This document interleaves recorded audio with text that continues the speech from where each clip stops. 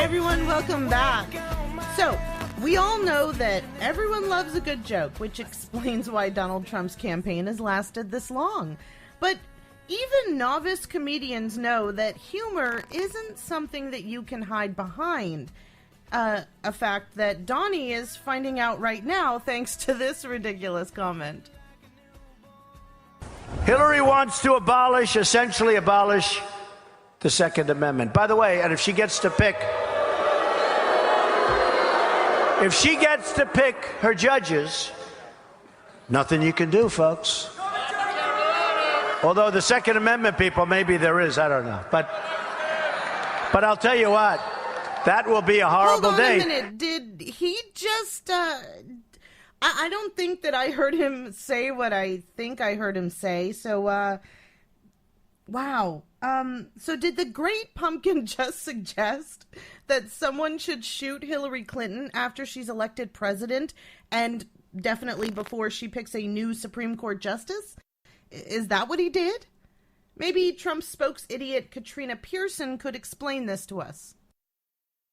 Mr. Trump was saying exactly what he said. He was talking about Hillary Clinton and gun control. Little Miss spins a lot.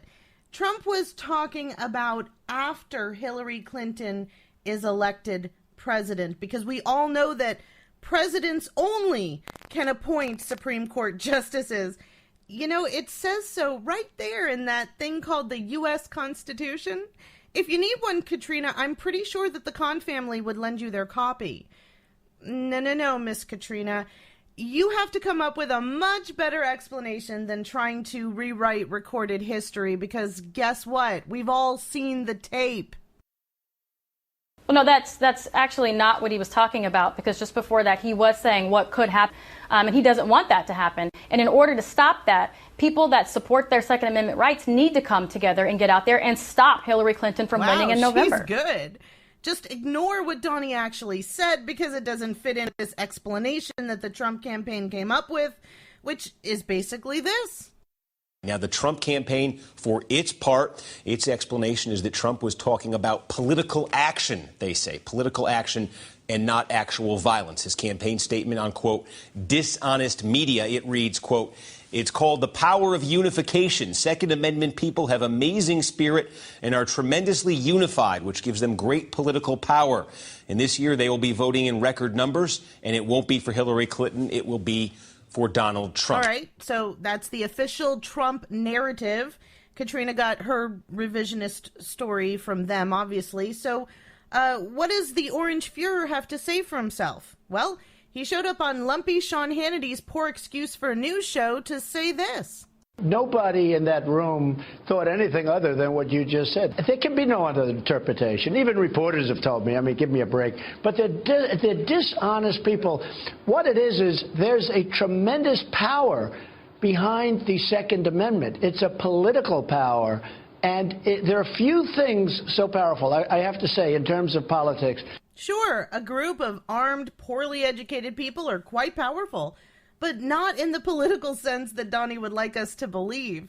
It's more like their way or a bullet, which is why Hillary Clinton said this about Trump's assassination joke. And if you are running to be president of the United States, words can have tremendous consequences. Yesterday, we witnessed the latest in a long line of casual comments from Donald Trump that cross the line. And now his casual inciting of violence. Every single one of these incidents shows us that Donald Trump simply does not have the temperament to be President and Commander-in-Chief of the United States. I honestly don't understand how anyone can support that man, but thankfully, smarter people than me have figured this out. See, back in 1979, psychologist Charles Lord coined the phrase confirmation bias. He used this to explain why people tend to accept arguments that confirm their beliefs and discount facts that challenge what they believe. And even though it seems like simply correcting the misinformed would solve the entire problem, it turns out that only makes it worse. See, 10 years ago, ad executives learned that simply by mentioning the opposition in an advert, that would cause customers to want to purchase their competitor's brand. And then in 2006, researchers discovered that trying to educate people who hear what they want to hear causes a sort of backfire effect. Or perhaps you might recognize it in one of its most recent forms. The Bush administration's Iraq Has WMD's Lie, which some people still believe today, despite the facts to the contrary.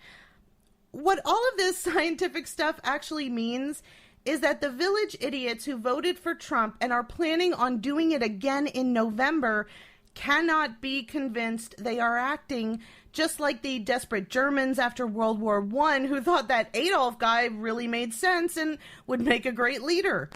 And speaking of leaders, what do the Republicans out there have to say for themselves? Is Donnie acting presidential enough for you yet? I heard about this Second Amendment quote. It sounds like just a joke gone bad. I hope he clears it up very quickly. You should never joke about something like that. Joining us now, Republican Congressman Peter King of New York, when you heard Donald Trump made that comment about Hillary Clinton in North Carolina. Yeah, at best it was complex.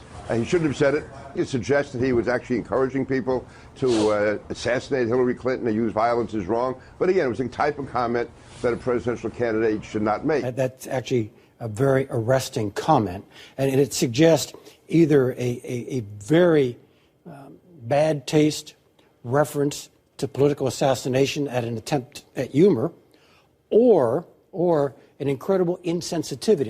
It may be the latter, an incredible insensitivity to the prevalence of a political assassination inside of American history. You know what? That's a really good point. And didn't Trump use that history with presidential assassinations against Ted Cruz's father when he went on that conspiracy-filled rant? You know, his father was with Lee Harvey Oswald prior to Oswald's being, shot. I mean, the whole thing is ridiculous. What is this, right prior to his being shot?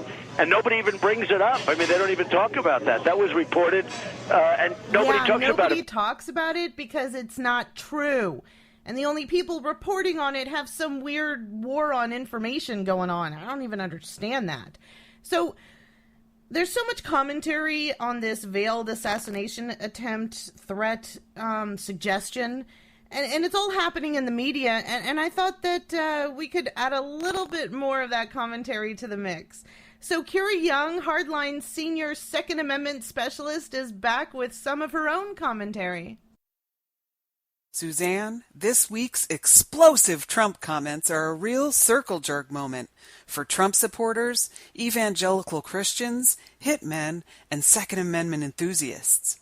Trump lit a fire under Hillary Clinton haters' asses when he suggested there was a surefire way to stop her from picking our next Supreme Court justices. It just would not be fair for Hillary to pick our next Supreme Court justices after all the work the evangelical right has put into making hating and discriminating against gay people a religious freedom.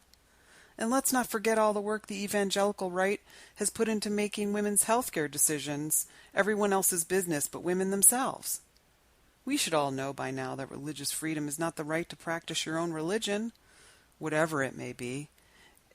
It's the right of Christians to mask their serious control issues under the veil of pious religious concerns. Look, Trump has shown how strong his Christian faith is and how close his relationship with Jesus is. The Bible is the best, the Bible. So it stands to reason that the right to bear arms is not only a Second Amendment freedom. If we play our cards right and get Trump elected, he'll make killing non-believers a religious freedom too. For Christians only, of course. We're going to protect Christianity, and I can say that. I don't have to be politically correct. So get out there and vote Trump.